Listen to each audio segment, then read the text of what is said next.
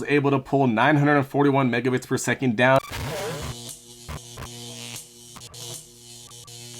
Who would have thought that Wi-Fi would take a page out of AT&T's book by coming out with Wi-Fi 6E?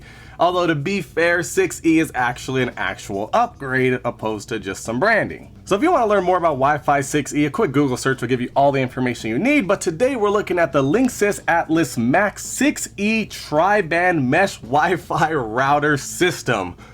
Whew, that's a mouthful, but hopefully this is amazing.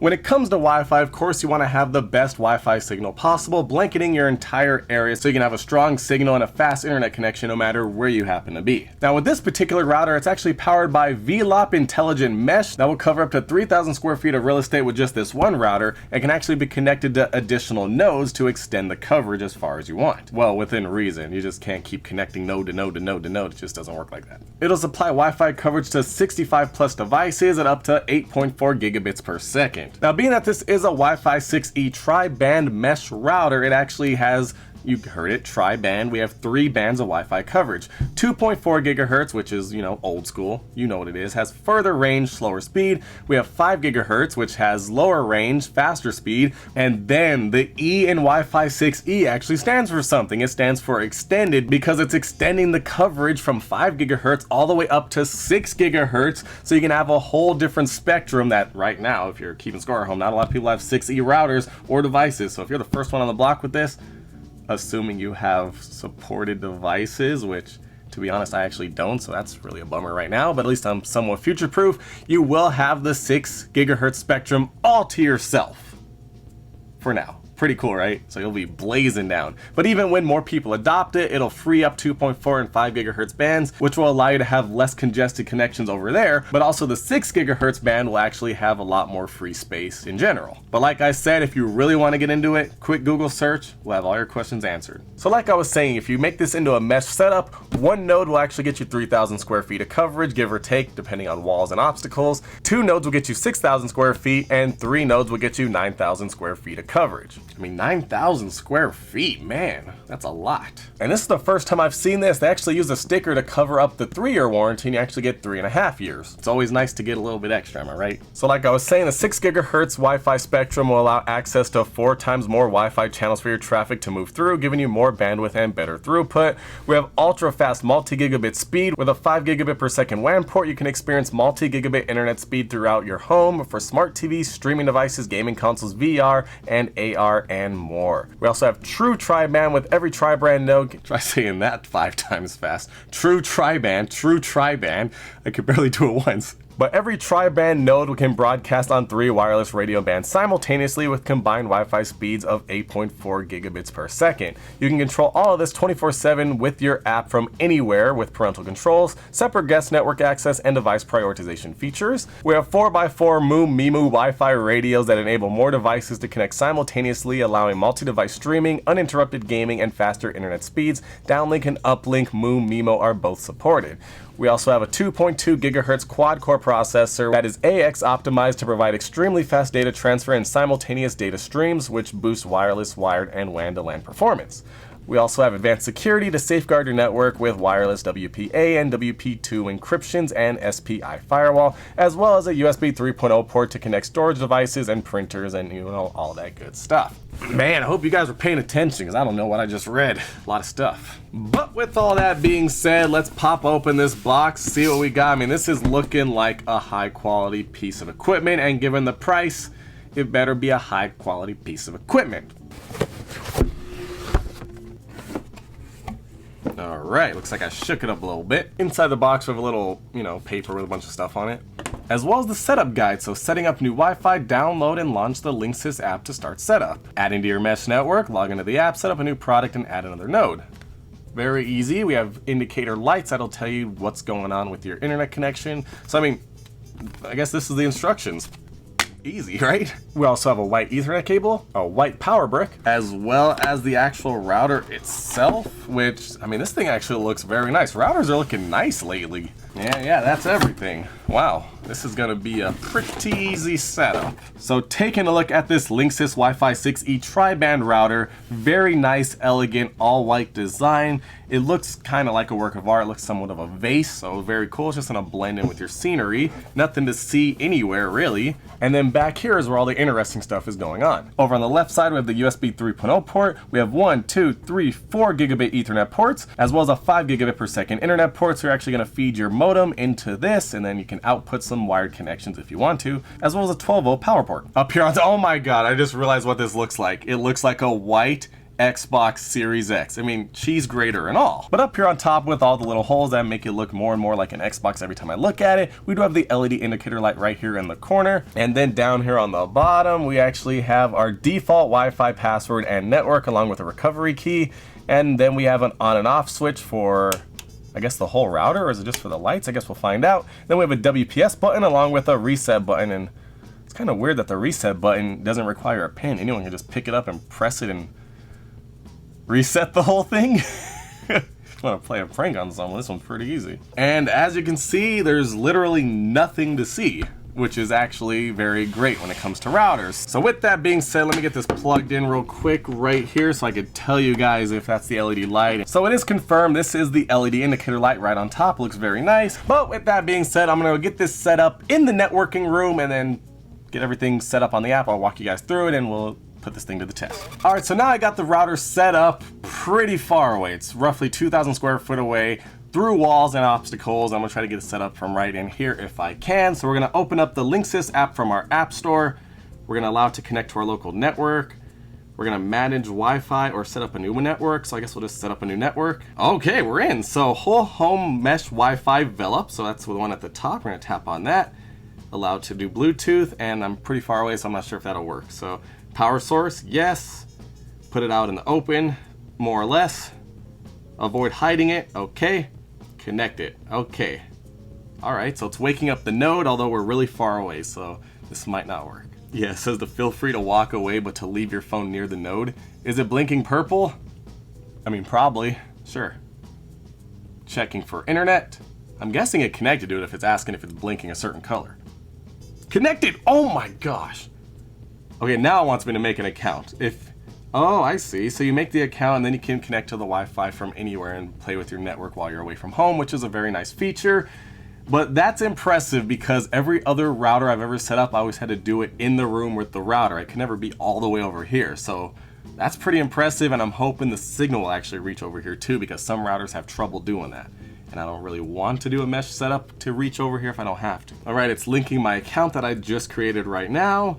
Could take up to a minute. Creating login access. Your account is linked. Bruh, this is actually working. I'm really impressed already. So it actually wants you to make a Wi-Fi network. I thought it had a default one. I guess that's if you don't go through the setup process, you can just connect to it with that. But I guess I'll just make one right now. So this will be pretty easy. We'll just do RodrickViews. Wi-Fi network created. Where is the node? I mean, I'll just, let's put office, why not? Configuring your network. And just like that, success, you set up a node. A solid blue light on the node means you're online and working properly. I'm assuming it's working. And just like that, you can add another node, but we don't have one, so we're gonna say that's it for now. Peace of mind. You can allow the router to report crashes to make the Wi-Fi better, and it'll even update overnight automatically and only take a few minutes, so you can always stay on the top of your game. Very cool. Okay, I know there was probably a bunch of different jump cuts in that setup process, but in real time it only took less than 5 minutes to get up and running, and plus I'm literally about 2,000 feet away through walls and obstacles to the actual router, so that's very, very impressive. So you can actually get notified when some of your mesh nodes go offline, which is very cool if you want notifications, so I guess so, why not? And then we also have a new firmware update, so we'll actually upgrade it real quick. Okay, it's downloading. You can use Wi-Fi during the update, but things might be a little slower while we improve your system. It'll take about 15 minutes. I thought it said a few minutes. 15!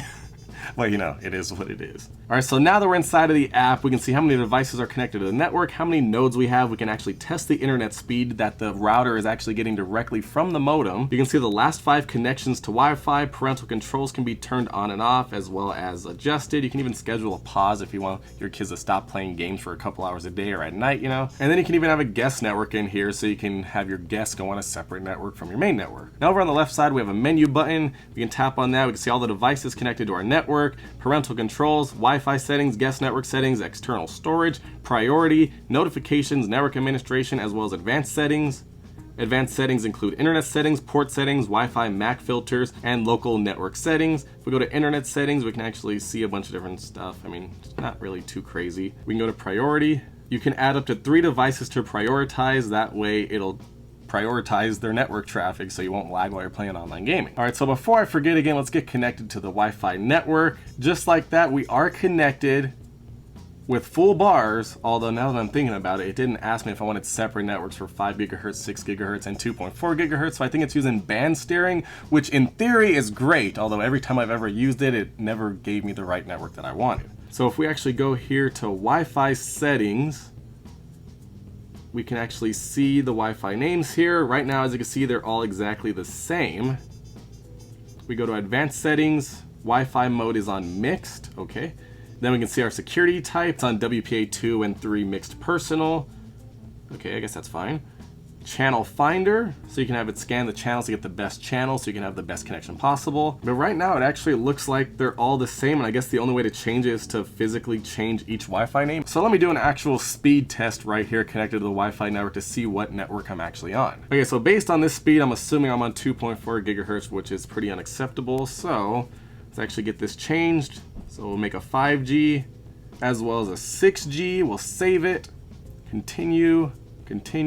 It's restarting the Wi-Fi, and now I actually see a 5 gigahertz network. I don't see a 6 gigahertz network because it's not supported with iPhones as of yet. Hopefully they adopt it soon. So now that I'm connected to the network, I can go to devices inside of the app. I can see that I have 1 network device. It does tell me which network I'm connected to, which is 5 gigahertz. It says I have 1 bar, although my iPhone does say 2. So let's actually go for a speed test and see what it does. It's pretty good. It's all right. I mean, granted, remember, I'm through obstacles, through walls, and about 2,000 feet away, so, you know, I'm not expecting the world here.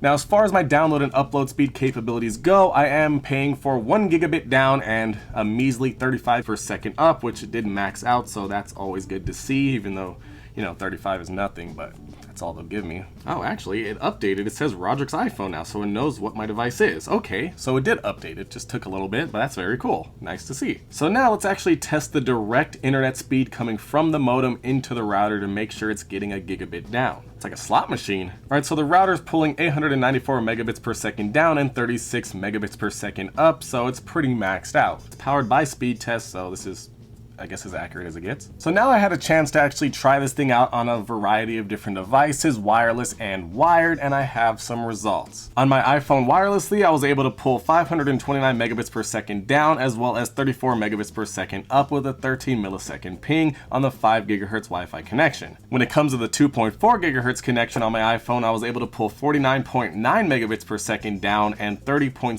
megabits per second up with an 11 millisecond ping.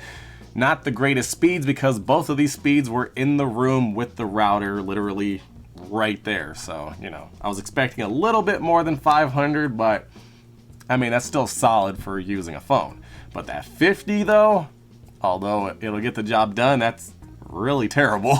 But you know, 2.4 gigahertz is pretty congested. Now, as far as a wired connection to an Xbox Series X, I was able to pull 850 megabits per second down and 32 megabits per second up with a 27 millisecond ping. I'm not sure why the ping is so high, but obviously this depends on what servers it's connecting to do these testings. Next, I did a wired speed test on a PC and was able to pull 941 megabits per second down and 27 megabits per second up with a 6 millisecond ping. I feel like the upload speed should definitely be maxed out at 35 in all of these tests because it's so abysmal, but sometimes it's not.